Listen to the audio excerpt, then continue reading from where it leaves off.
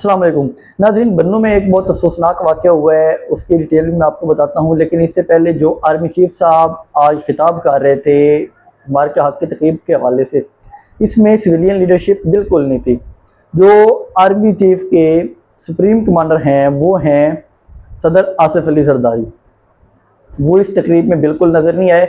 उनका तो इस मुकम्मल तौर पे जो मार्क हक के वाले से जहाँ जहाँ पे भी इवेंट्स चल रहे थे, ना उनका कोई ट्वीट आता है, ना उनका कोई ऐसा मुबारकबाद वाली कोई पैगाम आता है। हालांकि वो सुप्रीम कमांडर हैं फोर्सेस के, वो बिल्कुल भी स्क्रीन से गायब नजर आए। और जो आर्मी चीफ साहब आज खिताब कर रहे थे उसमें जो ख़तरनाक बातें सामने आ रही हैं या बाकी जो चहमगोइयाँ चल रही हैं कि 28वीं तरमीम लेके आने जा रहे हैं, तो अब अगर वो 28वीं तरमीम में जो चीज़ें एक खदशे चल रहे हैं या क्यास राइयाँ हो रही हैं, अगर तो वो चीज़ें सच हैं, तो उस तनाज़र में आर्मी चीफ साहब का जो आज वाला खिताब था इसको एक रिहर्सल के तौर पे देखा जा रहा है कि आने वाले दिनों में ये तरमीम भी हो सकती है कि जो सदर बने पाकिस्तान का उनको बावर्दी सदर बना दिया जाए। इस हवाले से तरमीम की भी बाज़गश्त चल रही थी ताकत के हवालों में। और आज जो आर्मी चीफ साहब ने तकरीर की है, एक तो वो कोई भी ऐसे मौक़ों पे इंग्लिश में तकरीर करते हैं, उर्दू में तकरीर कभी भी नहीं करते।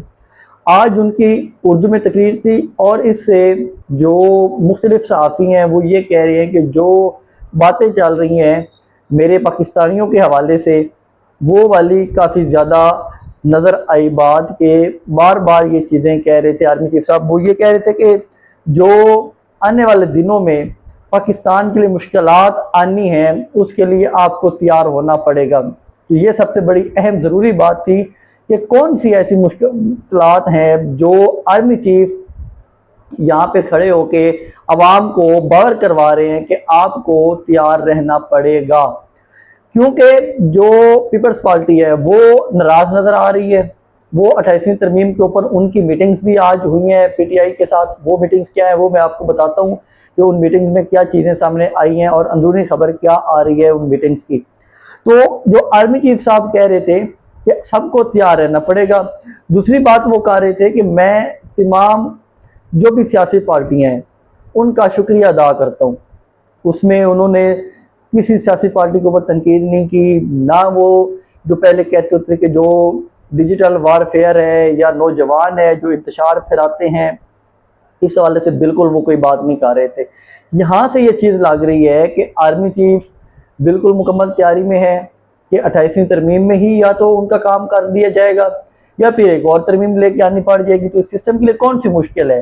हालांकि वो सदर पाकिस्तान को वहाँ पे खराज तहसीन पेश कर रहे थे, सिविलियन लीडरशिप को खराज तहसीन पेश कर रहे थे, लेकिन उनके जो खराज तहसीन पेश करने के तसुरात थे वो बिल्कुल भी जेन्युइन नहीं थे। और ये वाली तकारीर मुकम्मल तौर पे लिख के दी जाती हैं जब भी इतने बड़े ओहदे पे खड़े होकर तकरीर फरमाते हैं कोई भी, तो उनको तकरीर लिखी हुई थी और वो जो स्पीच कर रहे थे वो बहुत मैनिफेस्ट थी कि किस तरह आने वाले दिनों में पाकिस्तान के हालात तब्दील हो सकते हैं। ये भी इतलात आ रही हैं कि सितंबर तक इस हुकूमत का तख्ता ख़त्म कर दिया जाएगा और कौमी हुकूमत बनाई जाएगी जिसमें पीटीआई को भी शामिल करने की इतलात हैं। लेकिन उसमें वो अलग एक मुकम्मल कहानी है, वो मैं किसी और ब्लॉग में आपके सामने रखूँगा। उसमें काफ़ी सारी अपडेट्स आ रही हैं। लेकिन आर्मी चीफ साहब के ये वाले जो अल्फाज हैं या उनके ये जो मरूज़ात हैं कि पाकिस्तानियों को तैयार रहना पड़ेगा, हम आने वाले दिनों में बहुत ज़्यादा तरक्की करने जा रहे हैं और बहुत मुश्किल फेज़ आएंगे लेकिन हम तरक्की करते जाएंगे, पाकिस्तानियों को यूनाइट करने का वो एक पैगाम दे रहे थे। ये कोई भी जिस तरह एक होता है ना कि आर्मी के लीडर की या आर्मी के सरबराह की एक स्पीच हो, उस तरह की नहीं थी। ये मुकम्मल तौर पे एक सिविलियन लीडर की तकरीर लग रही थी और उसमें ये सिविलियन की तरह ही एक तर्ज अमल अपनाया गया कि अपनी स्पीच उर्दू में रखी गई। हालांकि जब भी कोई आर्मी का इवेंट होता है तो उसमें वो जो भी तकरीर करते हैं अक्सरियत में वो अंग्रेज़ी में तकरीर करते हैं। तो इसका मकसद था कि हर किसी को रेडी करना। और आर्मी चीफ साहब क्यों नहीं चाहेंगे कि भाई मैं यहाँ पे आऊँ या मैं सदर बनूँ, क्योंकि वो खुद तो यहाँ पे सिस्टम को लेके आने में उनका किरदार है। जो इमरान खान साहब या पीटीआई बार बार कहती है कि हमारा मैंडेट चोरी करके इन्हें दिया गया, तो इलेक्शन कमीशन ने मैंडेट चोरी किया है। उनकी इतनी औकात है इलेक्शन कमीशन की कि वो इतना बड़ा मैंडेट चोरी करके पीएमएलएन को या पीपल्स पार्टी को दे दे या जेयूआई को दे दे। इलेक्शन कमीशन की कोई इतनी जरूरत नहीं है और ना वो ये काम कर सकता है। उनको जब इस तरह का सपोर्ट मिली तो वो सपोर्ट एक ही जगह से मिलती है, हमेशा हर कोई जानता है। तो अब वो क्यों नहीं चाहेंगे, क्योंकि हर जगह पे जाके वो कह रहे थे कि हमारे जो अभी ईरान वाले मामले में हमने सालसी की है तो उसमें पाकिस्तान बहुत नुमाया नजर आया। मतलब कि वो अपनी खारजा पॉलिसी को भी बता रहे थे कि किस तरह उन्होंने खारजा पॉलिसी में किरदार अदा किया है और किस तरह वो आगे यूनाइट करना चाहते हैं पाकिस्तान को और तमाम सियासी पार्टियों को, और किस तरह वो नौजवानों को आगे यूनाइट करके लेके चलना चाहते हैं। ये सारी चीज़ें वो आज कह रहे थे और जो सिविलियन लीडरशिप है उनका कोई बयान तक नहीं आया। जो उस्मा बुखारी साहबा कह रही थी कि नवाज शरीफ साहब बड़ा वहाँ पे बैठ के पूरी जंग की प्लानिंग कर रहे थे, आज कहाँ पे गायब थे वो नवाज शरीफ साहब? शहबाज शरीफ साहब किधर गायब थे आज? आसिफ अली जरदारी जो सुप्रीम कमांडर हैं वो कहाँ पे गायब हैं? मरियम नवाज साहबा एक फ्लाईओवर के इफ्तिताह करती हैं, उसके अलावा वो कहीं नजर नहीं आती, और वो भी पिंडी में फ्लाईओवर के इफ्तिताह कर रही हैं।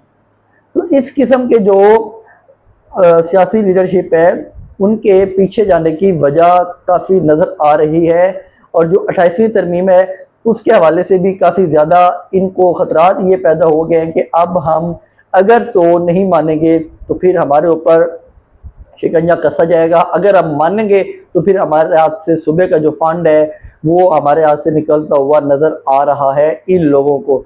आज जो पीटीआई की मीटिंग होती है, एक जो कुंडी साहब हैं उधर केपी में पीपल्स पार्टी के, ये जो मुलाकात है इस मुलाकात को बहुत गहरी नज़र से देखा जा रहा है, क्योंकि फैसल करीम कुंडी के साथ जो पीटीआई के लोग मुलाकात कर रहे हैं वो असद कैसर हैं, जुनेद अकबर हैं, और जो सीनियर लीडरशिप है वो वहाँ पे बैठ के मुलाकात कर रही है। और ये मुलाकात इंतहाई मैनी खेज इसलिए है क्योंकि 28वीं तरमीम के हवाले से वहाँ पे बातें हुई है, एनएफसी के हवाले से बात हुई है, और जो सुबह पंजाब से गंदम जाती होती है केपी में वो नहीं जा रही, इस हवाले से भी काफ़ी बात हुई है कि वहाँ पे जो गंदम रोकी गई है पंजाब में तो ये वफाक को कहा जाए तो वो इस गंदम को रिलीज़ करवाएं। लेकिन गंदम को रिलीज़ करवाने के लिए वो तो जो असद कैसर साहब ने ये तो मुलाकात राना सनाउल्लाह से भी कर सकते हैं, जो सियासी मुशीर हैं शहबाज शरीफ के। असद कैसर किसी और से भी मुलाकात कर सकते हैं कि हमारे सुबह की गंदम खोली जाए। सुहेल अफरीदी शहबाज शरीफ से मुलाकातें करता है बैठ के, वो भी अभी मुलाकात कर सकता था, लेकिन इनको अभी जाके वहाँ पे पीपल्स पार्टी के गवर्नर के साथ मीटिंग करने की ज़रूरत क्यों पेश आई है?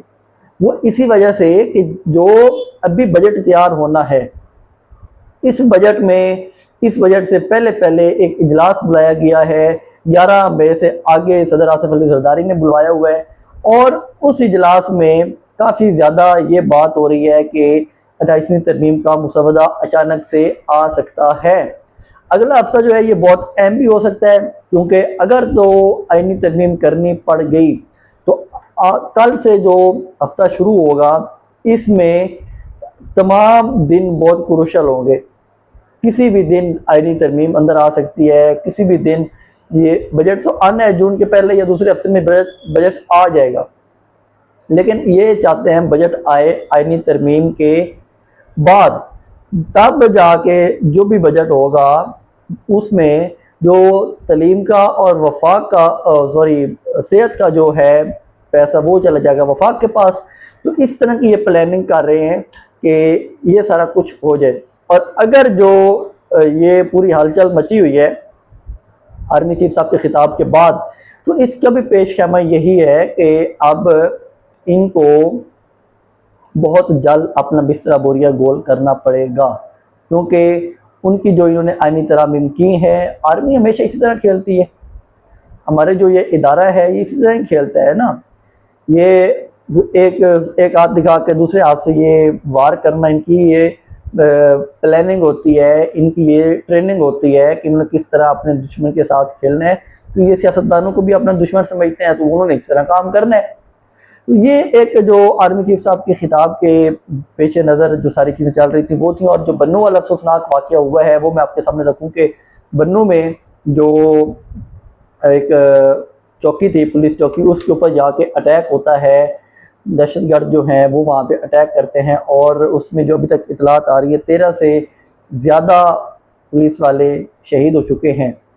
इसमें ये काफ़ी ज़्यादा बात हुई है कि आर्मी चीफ साहब ने इन वाक़यात का ज़िक्र क्यों नहीं किया कि वहाँ पे जो धमाका हुआ है उसको जो मजम्मत करते वहाँ पे, लेकिन आज उनका मकसद था अपनी फ़तह को बताना कि हमने किस तरह फ़तह किया था। तो ये जो अफसोसनाक हो रहा है केपी में कि वहाँ पे दोबारा से खून की होली खेली जा रही है, दोबारा से वहाँ पे शोहदा है, पुलिस बहुत ज़्यादा वहाँ पे शहीद हो रही है। तो इस किस्म की जो इतलात आ रही हैं ये बहुत ही ख़तरनाक इतलात हैं। तो इसका सद्दबाब हमारी जो इंतज़ामिया है, एजेंसीज़ हैं, फ़ौज है, इनको करना चाहिए। ये उस चीज़ पे फोकस करें कि अगर हमने अपने मुल्क में अमन लेके आना है, इन्वेस्टमेंट लेके आनी है, तो इन एरियाज़ में आप लोगों को अमन लेके आना पड़ेगा, क्योंकि ये वो एरियाज़ है, ये बॉर्डर्स के नज़दीक हैं और पंजाब का जो बॉर्डर है उसमें जो भी मदनियात हैं या इन्वेस्टमेंट है वो उन एरियाज़ में काफ़ी ज़्यादा आने के चांसेस हैं। तो अगर वहाँ पे अमन नहीं होगा तो ये कहाँ पे सरमायाकारी आएगी। तो इस चीज़ के लिए बहुत ज़्यादा कोशिश करनी पड़ेगी। बार बार वो सुहेल अफरीदी भी कहते हैं कि हमारे ऊपर एक साइड पे ड्रोन होते हैं, ड्रोन में हमारे लोग शहीद हो रहे हैं, दूसरी साइड पे दहशतगर्द आके वो हमें वहाँ पे हमारे पुलिस वालों को शहीद कर रहे होते हैं। तो आज कुछ ये भी इतलात आई है कि कुछ गुर्द तालिबान जो है उनके ऊपर फिर जाकर पुलिस ने अटैक किया है, जो उनकी एक करारगाह बनी हुई है या उनकी जो जगह थी वहाँ पे अटैक हुआ है। तो पुलिस भी वहाँ पे काफ़ी ज़्यादा गुस्से में है कि हमारे ऊपर बार बार ये अटैक हो रहे हैं। DIG भी आज वहाँ पे गए बन्नू में, तो उन्होंने कहा कि हम बदला लेंगे बहुत सख्त किस्म का, लेकिन वहाँ पे एक पुलिस एहलकार ने कहा कि हमारे पास तो सहूलतें नहीं है, जब आप हमें सहूलतें देंगे तो फिर ही हम जाके बदला लेंगे ना, हम एवं तो नहीं उठ के जाके बदला ले लेंगे। तो मतलब वहाँ पे काफ़ी ज़्यादा जो पुलिस वाले वो भी बेचारे काफ़ी गुस्से में रहते हैं, क्योंकि उनके ऊपर रोज़ ही नए नए अटैक्स हो रहे हैं, रोज़ उनकी शहादतें हो रही हैं। तो ये इंतहाई अफसोसनाक है। वो भी किसी के बेटे होते हैं जो वहाँ पे शहीद होते हैं। तो इसमें जो अफ़गानिस्तान के हवाले से वो कह रहे थे आर्मी चीफ भी आज के, जो अफ़गानिस्तान है वहाँ से बहुत ज़्यादा सपोर्ट मिलती है इन दहशतगर्दों को, और जो फितनत और ख़वारिज उन्होंने एक टर्म निकाली हुई है, और फितनत और हिंदुस्तान, इनको अफ़गानिस्तान से बहुत ज़्यादा सपोर्ट मिलती है और वो उस सपोर्ट के बलबूते के ऊपर आके पाकिस्तान में हालात ख़राब करते हैं। तो इस किस्म के हालात ठीक करने के लिए भी जो इनको ही आगे आना पड़ेगा, जो इनका काम है। आर्मी का काम हमेशा बॉर्डर संभालना है, दहशतगर्दी रोकना है, मुल्क में जो भी अमन व अमान की सूरत हाल हो उसको देखना है। तो दहशतगर्दी को रोकने के लिए फोर्सेस को एक्टिव होना पड़ेगा, और इनका जो असल काम होता है वो होता है बैरूनी जो भी साजिशें हो या बैरूनी कोई हमला हो तो उनके ख़िलाफ़ एक्टिव होना। तो यहाँ पे जब तक एक्टिव नहीं होंगे तो ये हालात बनते रहेंगे। तो इनको एक्टिव होना चाहिए यहाँ पे, तो और भी ज़्यादा एक्टिव होना चाहिए। पहले भी काफ़ी ज़्यादा हैं जो शहीद होते हैं, उनको खराज-ए-तहसीन पेश करते हैं, वो हमारे लिए वहाँ पे बॉर्डरों पे खड़े होते हैं। तो इसके साथ ही मुझे इजाज़त दें, मज़ीद अपडेट्स हम आपसे शेयर करते रहेंगे। अल्लाह हाफ़िज़।